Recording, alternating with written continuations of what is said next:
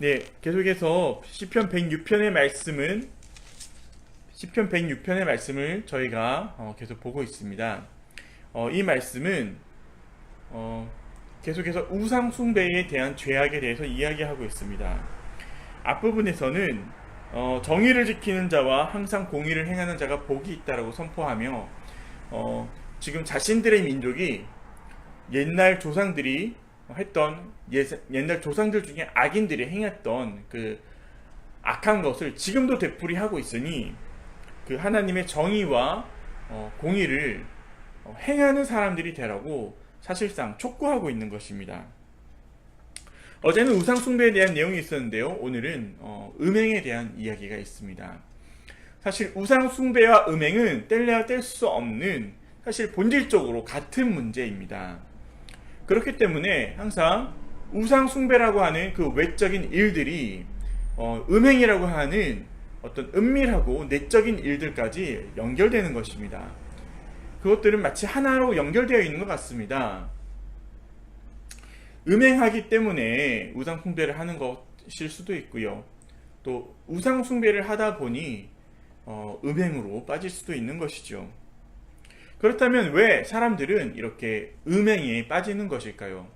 음란한 행동들에 자신을 낮아지게 이렇게 만드는 것일까요? 하나님은 우리를 존귀한 자로 세우시고 당신의 형상으로 선포하시고 노예에서 자유인으로 건지셨는데 우리는 왜 다시 이렇게 죄의 노예로 되기를 스스로 자청하는 것일까요? 어제 말씀드렸다시피 우상 숭배가 자신의 어떤 결핍에 대한 보상을 하려는 노력에서 비롯된다라고 말씀을 드렸습니다. 우리가 무엇을 내가 부족하다라고 느끼고 내가 저것을 채워야지 된다라고 느낄 때 그렇게 우리가 바라보는 그 대상들이 우리의 우상이 되기가 쉽습니다. 이 사람들은 힘을 상징하고 당시 제국들의 질서를 상징했던, 부를 상징했던, 권력을 상징했던 그 소를 숭배했던 것입니다. 하지만 농경사회에서는 소가 정말로 큰 힘을 발휘할 수 있지만 이 광야에서는 소가 얼마나 큰 힘을 가질 수 있을까요? 이 장면들은 사실상 이 사람들이 옛날에 알던 그 옛 질서들을 새 질서로 살아야 되는 이 광야까지 가지고 온 것을 의미합니다. 옛 습관들을 버리지 못했다는 것을 의미합니다. 자신들의 경험을 버리지 못했다는 것입니다. 왜 그랬을까요? 이전 삶에 비해서 지금 광야의 삶이 만족스럽지 않다고 여기기 때문입니다. 이전의 삶보다 지금의 삶이 하나님을 따르는, 하나님과 동행하는 이 광야의 삶이 못하다라고 판단하고 있는 것입니다. 무엇을 기준으로요? 이 바로 소가 상징하는 부와 권력으로 말입니다. 이 사람들은 모세가 없는 틈을 타서 아론을 자극합니다. 그리고 아론의 마음을 조종합니다. 아니, 정치적으로 아론을 꼼짝 못하게 만들어 놓고 이 공동체를 혼란하게 만들고 있는 것입니다. 그들은 조종하기를 원했습니다.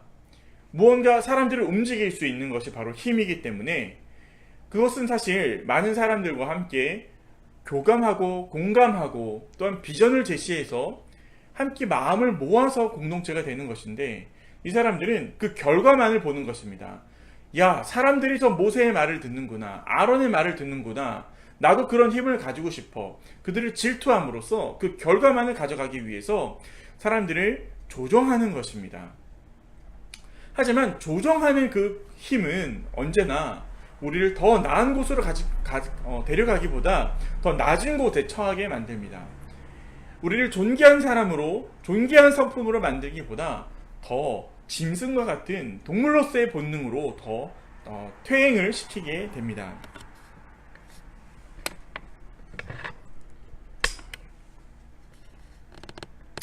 바로 음란도 마찬가지죠. 우상숭배는 영적인 음란입니다. 그래서 우상숭배를 하는 사람들은 실제적으로도 음행을 하게 됩니다. 생각해 봅시다. 오늘날 많은 목사님들이, 성직자들이 음행에 빠집니다. 왜 그럴까요? 많은 유혹이 있기 때문에 그럴까요? 아닙니다. 유혹을 유혹으로 보고 유혹을 삼키는 것은 유혹으로 느낀 사람의 몫입니다. 그런 사람들을 보면서도 아무런 유혹을 느끼지 못하는 사람들이 있습니다. 아예 그런 시선 자체가 마음속에 없는 사람이죠. 하나님 안에서 한 형제 자매된 동등한 인격으로 우리의 성도들을 바라보고 교우들을 바라보고 사람들을 바라볼 수 있다면 우리는 상대를 나의 음행의 도구로 써야겠다라는 마음을 먹지 못하게 되는 것입니다. 아예 그것과 상관없어지게 되는 것입니다. 하나님이 우리의 마음을 다스릴 때 자연스럽게 성결한 마음을 주시는 것입니다. 우리가 의무적으로 당위를 가지고 이렇게 살아야 된다, 그것도 옳지만 하나님께서 계실 때는 우리가 그러한 의지적인 노력들, 어떤 그러한 것들조차도 사실 의식하지 못하게 하나님께서 거룩한 것들을 채워주시고 풍성한 것을 채워주시기 때문에 아예 그러한 시선을 가지지 않게 된다는 것이죠. 이것이 너무나 큰 은혜입니다. 우리는 동물이기 때문에 동물적인 욕구가 있고요. 동물적인 어떠한 그런 것들을 가지고 본성들을 가지고 있습니다. 하지만 하나님께서 우리 안에 계실 때, 우리가 하나님 안에 거할 때 우리는 그 동물적인 본성들을 뛰어넘어서 보다 인간적으로, 보다 인격적으로, 그리고 더 고매한 성품을 가지게 되는 것입니다. 고귀한 성품을 가지게 되는 것입니다.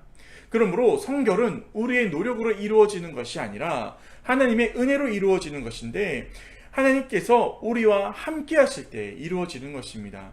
우리가 그 하나님의 풍성한 사랑 안에 거할 때, 그것들을 느낄 때, 충만히 거할 때 일어나는 것입니다. 그렇다면 이 사람들은 왜 음행에 빠질까요? 오늘날 많은 성직자들이 왜 음행에 빠질까요? 바로 그 풍성한 사랑이 없기 때문에 그렇습니다. 왜 사랑이 없을까요? 많은 큰 교회들이 돈 문제에 빠져 있습니다. 이것이 사회의 문제로까지 벌어지고 있지요. 작은 시민들이 모여서 사회의 공동체를 위한 일들을 하는 그 시민단체들보다도 재정이 불투명하고 운행이 불투명한 것이죠. 세상보다 도덕성이 더 낮게 된 것입니다. 왜 그렇습니까? 첫 번째로는 그렇습니다. 이 사람들은 하나님을 사실은 믿지 않는 것입니다. 이 사람들이야말로 무신론자인데 바로 말로는 하나님을 믿는다고 하면서 그들의 행동으로는 하나님이 없다라고 말을 하는 것입니다. 하나님이 살아계심을 안다면 하나님이 나를 감찰하시고 내 삶을 더 고귀하게 살려고 격려하신다는 것을 안다면 우리는 자신을 그런 비참한 곳에 빠뜨릴 수 없는 것입니다. 그들은 실천적으로 무신론을 행하고 있습니다. 하나님이 없다고 세상이 선포하고 있는 것입니다.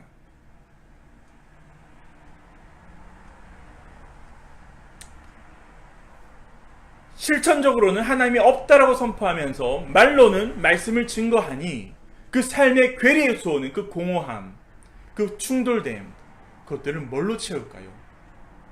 어떤 대형교회 목사님이 그런 고백을 했습니다. 설교를 하고 내려오면 너무나 마음이 허하다고. 왜 마음이 허할까요? 바로 진실되지 못해서 그렇습니다. 그는 머리로 아는 것을 이야기했지만 그의 삶에 자기가 이야기했던 그 말들의 행실들이 없기 때문에 그렇습니다. 우리가 자신에게 진실되지 못할 때, 하나님 앞에 진실되지 못할 때 우리는 눈에 보이는 어떤 대상들로 자기를 채우려고 합니다. 결핍에 사로잡히게 되는 것이죠. 우리가 하나님 안에 있을 때는, 하나님의 사랑에 있을 때는 나의 결핍이 아닙니다. 하나님께서 이미 다 채워주시기 때문에 그렇습니다. 나는 여전히 부족하고 사회적인 능력이 부족하고 이전에는 그것이 너무나 크게 보이는 결핍이었지만 하나님의 사랑이 나와 함께 할 때는 그것들이 아주 사소한 가치가 되어 버린다는 것이죠. 나는 여전히 사회적으로 능력이 부족하지만 그럼에도 나를 보는 시선이 달라질 수 있다는 것이죠. 그래서 결핍의 노예가 되는 것이 아니라 저 부족하니 저것을 채워야겠다고 어떤 인간적인 노력들을 하고 행위를 채우려고 하는 것이 아니라 그저 하나님 안에 거하면서 하나님의 뜻을 더 채우는데 시선이 머물게 되고 행동으로 채워지는 것입니다. 이것이 주님의 은혜지요. 나같이 부족한 사람도 하나님의 고귀한 성품을 내 삶으로 담아낼 수 있고 살아낼 수 있다는 것. 그 권리를 우리한테 주셨습니다. 그 능력을 우리에게 주셨습니다. 그런데 우리가 진실되지 못할 때, 자기 삶에 진실되지 못하고 책임지지 못할 때 우리가 하는 말과 행동이 다르게 됩니다. 그래서 시시껄렁한 성적인 농담으로 공허함을 채우려고 하고 그러다 보니 성적인 가치의 기준들을 넘어가게 되는 것이죠. 사회가 세운 일반적인 성적인 도덕과 교회가 세운 성적인 도덕, 어느 것이 더 엄격합니까? 교회가 세운 기준이 더 엄격합니다. 그리고 세상도 그것을 기대합니다. 그런데 오늘날 많은 성직자들이 사회의 기준조차 넘어가지 못하는 모습을 보여주고 있습니다.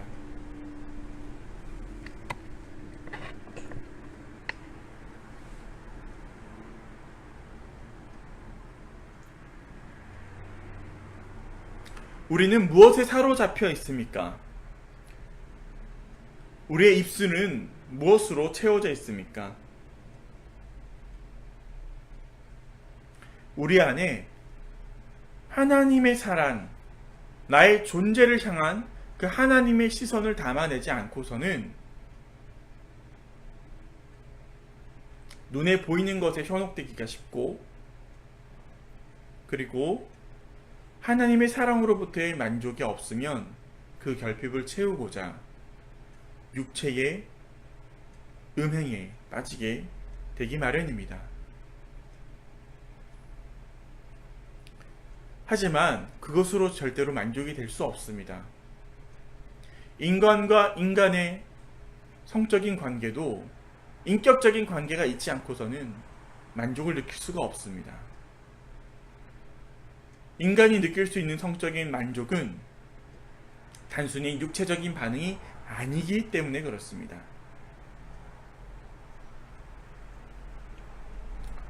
이런 음행의 사람들, 음행을 행하는 사람들, 그 사람들은 음행을 행하면서도 여전히 갈급합니다. 그래서 더 많은 죄를 짓게 되는 것입니다. 하나님의 사랑에 거하지 않는 것, 하나님과 관계가 단절된 것, 그것이 우리의 삶을 파괴하는 이유고요. 그것이 죄인 이유이고요. 하나님의 뜻에 관심 없는 것이 그런 사람들이 왜 악인인지를 우리는 기억해야 될 것입니다. 말씀을 마칩니다.